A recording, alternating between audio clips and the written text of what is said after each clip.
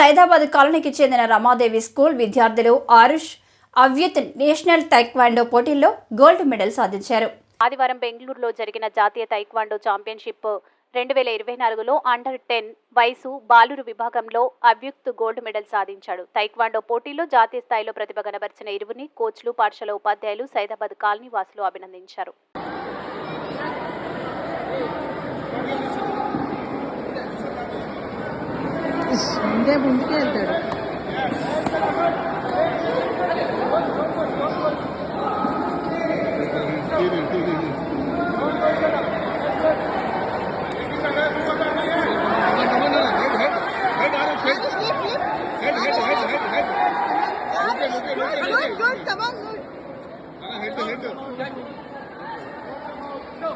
Arish, good, come on, guys.